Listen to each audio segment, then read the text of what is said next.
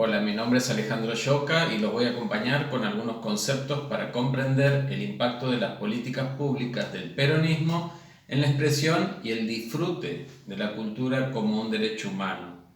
Antes de comenzar, quiero agradecerle a Tuti Trejo y a Larisa Simán por la invitación y por supuesto a las autoridades del Partido Justicialista de Santiago del Estero, los compañeros José Pichón Neder y Carlos Silva Neder.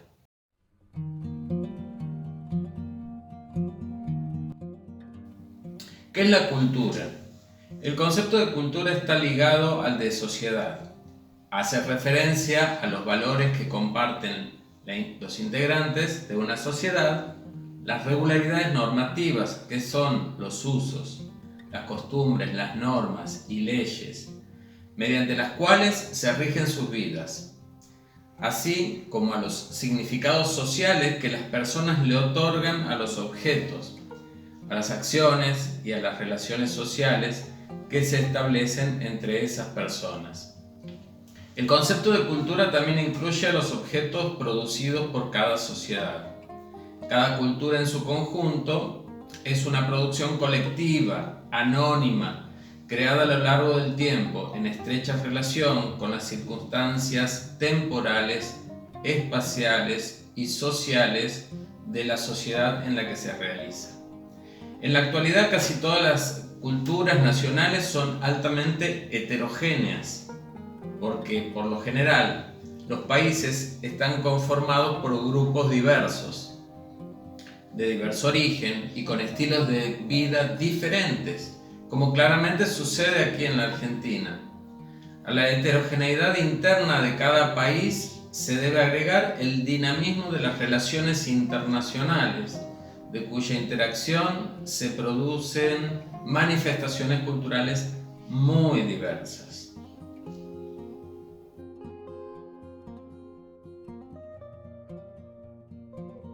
Los estudios antropológicos han definido un corto listado de componentes que se pueden observar en todas las culturas. A esto se llaman los universales de la cultura. La existencia de un lenguaje, alguna forma de organización de la familia como espacio de reproducción física y sociocultural, un conjunto de objetos materiales que facilita las acciones de la vida cotidiana y la transformación de la naturaleza, como por ejemplo cuestiones vinculadas con la vivienda, la acción de alimentarnos, los utensilios para comer en la mesa, la vestimenta, las herramientas que utilizamos. También un conjunto de rituales y alguna forma de propiedad privada.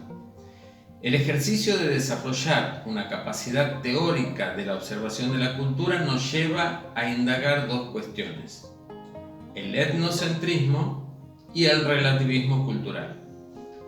El primero se refiere a un paradigma de principios del siglo XX en el cual los intelectuales europeos sostuvieron que la cultura era sinónimo de civilización y que ésta solo existía en Europa y que el resto del mundo estaba ocupado por formas de vida bárbaras o incivilizadas. Como respuesta a esta concepción, muy parcial e intencionada, una rama transgresora de la antropología desarrolla luego la noción del relativismo cultural, la contraposición entre cultura como sinónimo de civilización y la forma de vida de los pueblos rotulados de primitivos como equivalentes de barbarie, se basa en una concepción lineal de la evolución social. Esta concepción supone que la historia de la humanidad sigue una trayectoria progresiva, como si primero pasaras por esto y luego llegaras a la otra cosa, y que las distintas sociedades se van ubicando en distintos lugares de esa línea de evolución social y cultural. El relativismo cultural obviamente va contra esa idea y propone un respeto por las diversas culturas sin necesidad de que se parezcan unas a otras.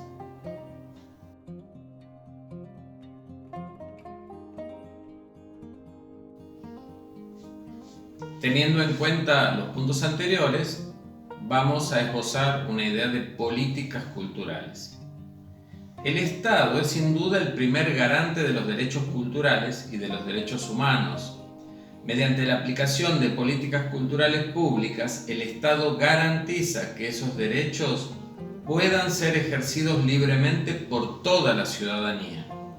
Las políticas culturales públicas son todas aquellas medidas que toma el Estado y que son necesarias para promover el desarrollo cultural de una nación, una provincia o un municipio. A la hora de implementar las políticas públicas, el Estado se enmarca en un paradigma de política cultural específico. Resulta importante comprender cuál es ese paradigma que en determinado momento histórico y en determinado contexto el Estado sigue para aplicar esas políticas culturales públicas. Existen distintos paradigmas de políticas culturales y en este sentido los invito a leer luego un texto de Néstor García Canclini titulado Culturas híbridas, estrategias para entrar y salir de la modernidad, editado en el año 1990, a través del cual van a poder profundizar sobre esos paradigmas o ideas rectoras que inspiran a los estados a tomar una decisión u otra, y las políticas culturales ejercidas en Latinoamérica. En este caso, quería trabajar y hablar con ustedes sobre dos casos de paradigma o dos tipos de paradigma en vínculo con la concepción de la cultura como derecho humano. El paradigma de la democracia cultural y el paradigma de la democratización de la cultura. Y en este sentido creo que estos dos paradigmas luego son resumidos por el peronismo en una tercera posición, como lo habrán estudiado o lo pueden leer en la doctrina peronista, una posición que ni es socialismo ni es liberalismo, sino que se propone como una síntesis de ambas propuestas. La democracia cultural, que es el primero de estos paradigmas, le otorga un rol fundamental a la ciudadanía. Los y las ciudadanas y ciudadanos tienen un rol fundamental a la hora de implementar esas políticas.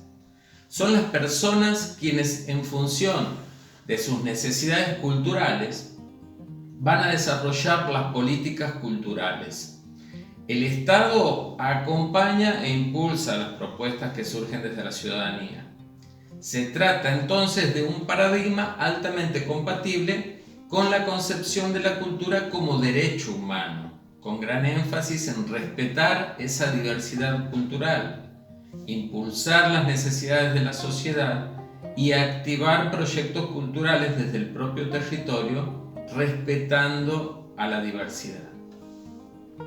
Por su parte, bajo el paradigma de la democratización de la cultura, no es la ciudadanía quien tiene el rol protagónico, sino el propio Estado, el que define qué es cultura en el territorio. En función de esa decisión, prioriza problemáticas a atender y diseña e implementa políticas culturales en consecuencia.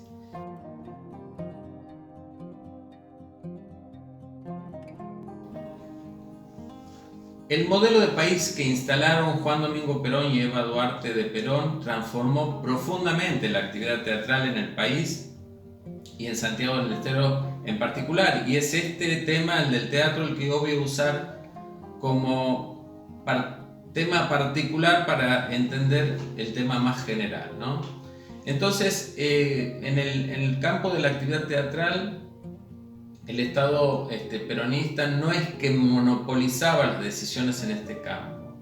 El estilo fue más bien un estilo ecléctico, el Estado generando condiciones de desarrollo y acceso y los individuos proponiendo contenidos y formas desde un abanico de sectores sociales más ricos y diversos. El acceso a la actuación, por ejemplo, dirección y producción de obras, así como el consumo del teatro como manifestación cultural, fueron algunos de los nuevos derechos que se ejercieron a partir de los gobiernos peronistas. Pero lo que fue más potente y revolucionario estuvo dado en la batalla cultural de autores, personajes y el posicionamiento social del nuevo teatro. Este cambio viene a gestar con la aplicación de nuevas políticas sistemáticas por parte del gobierno y permanentes que muchas dictaduras trataron de borrar y de sacar de lado.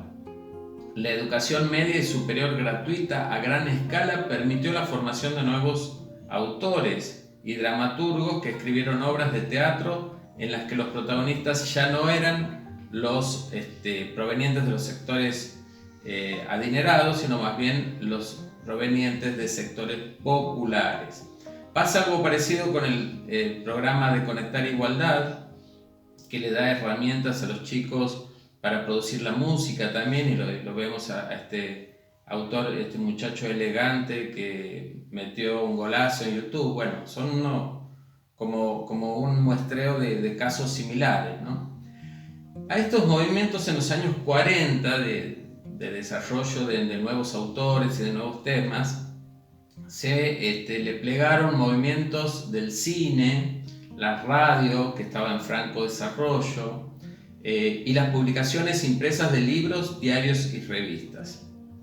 En Santiago del Estero en particular, y esto lo vamos a ver en la clase de la próxima semana, también se aplicaron en esos años algunas de esas políticas.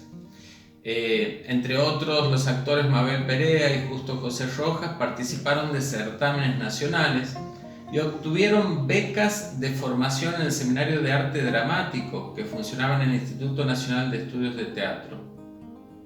La Comedia Nacional, elenco estable de teatro, salía de Buenos Aires a las provincias del interior profundo y en articulación con las organizaciones sindicales, como fue la CGT aquí, ofrecía funciones gratuitas a sectores antes privados de estos consumos, incorporando a su elenco también en las ciudades que visitaba actores locales, actores locales, y a sus repertorios también obras de producción local de los lugares donde iba visitando. Pero sobre estas cuestiones vamos a trabajar en la próxima semana. Ahora les sugiero que tomen una hora para leer los textos que les ponemos a disposición y resolver algunas preguntas y ejercicios que allí les propongo. Muchas gracias.